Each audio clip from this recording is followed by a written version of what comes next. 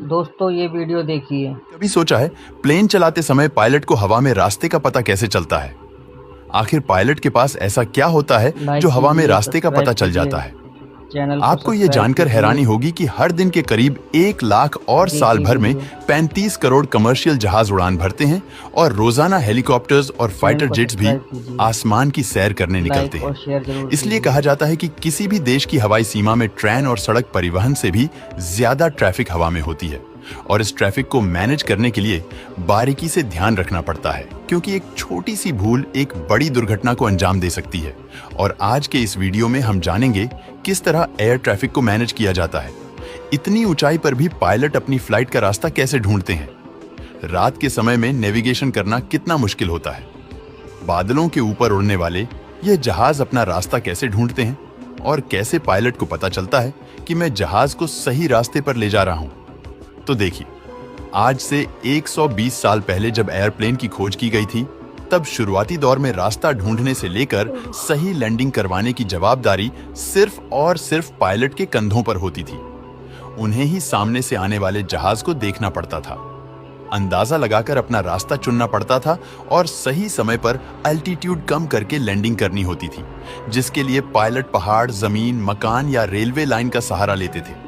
जैसे कि अगर कोई बहुत ही बड़ा पहाड़ है तो उस पहाड़ को एक मार्किंग के तरीके से इस्तेमाल किया जाता था सब्सक्राइब और उसे कीजिए देखकर चैनल पायलट को। डिसाइड करते थे कि हमें वीडियो अच्छी लगे बिल्कुल तो सीधे जाना सब्सक्राइब है कीजिए या चैनल फिर को। कितने डिग्री पर मोड़ लेना है।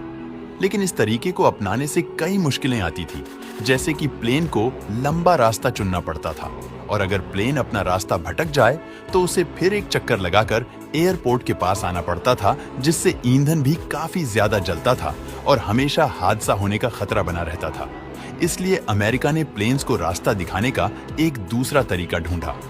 उन्होंने जहाज को रास्ता दिखाने के लिए कई जगहों पर बहुत बड़े एरो बना दिए। जमीन पर बने यह तीर इतने बड़े होते थे कि पायलट को 20,000 फीट की ऊंचाई पर भी दिख जाते थे। लेकिन यहां भी एक समस्या थी कि एरो रात के समय नहीं दिखते थे, इसलिए वैज्ञानिक ने इनके चारों तरफ बड़ी बड़ी लाइट्स लगा दी। लेकिन बादलों के ऊपर उड़ रहे प्लेन के पायलट्स के लिए जमीन पर बने तीर को देखना मुमकिन नहीं था। ऐसे में वक्त के साथ सिस्टम को अपग्रेड किया गया और रेडियो एंड रडार का इस्तेमाल होने लगा। साथ ही अब प्लेन के रास्ते की पूरी जिम्मेदारी भी पायलट पर नहीं रह गई। अब इस काम के लिए ट्रैफिक कंट्रोलर को जिम्मेदारी दी गई, जो एक कंट्रोल रूम में बैठकर पायलट को ये जानकारी देते रहते हैं कि एरोप्लेन की ऊंचाई कितनी रखनी है और किस रास्ते पर ले जाना है। और आज सभी कमर्शियल प्लेन रडार के साथ जीपीएस नेविगेशन का भी इस्तेमाल करते हैं। लेकिन ये रडार काम कैसे करता है? चलिए जानते हैं दोस्तों। रडार टेक्नोलॉजी में रेडियो वेव्स का इस्तेमाल किया जाता है, जिन्हें एटीसी यानी कि एयर ट्रैफिक कंट्रोल टावर से प्लेन की तरफ छोड़ा जाता है, जो प्लेन से टकराकर वापस आती है। और रेडियो के जाने और उससे टकराकर आने में जितना समय लगता है उसको कैलकुलेट करके उस प्लेन के बारे में पता लगाया जाता है, जिसके लिए इसमें antenna transmission, face lock loop और रिसीवर होता है। इसमें जो ट्रांसमीटर होता है उससे लगातार हर सेकंड रेडियो वेव्स निकलती रहती है, जो प्लेन से टकराकर वापस आती है तो उन्हें रिसीवर कैप्चर कर लेता है और फिर सिस्टम इन वेव्स के जरिए कैलकुलेशन करता है कि प्लेन की सटीक लोकेशन कहां पर है और यह कितनी स्पीड पर है। फिर यह डेटा रडार स्क्रीन पर शो होती है, जिन्हें एयर ट्रैफिक कंट्रोलर मॉनिटर करता रहता है और समय समय पर पायलट को गाइड करता रहता है।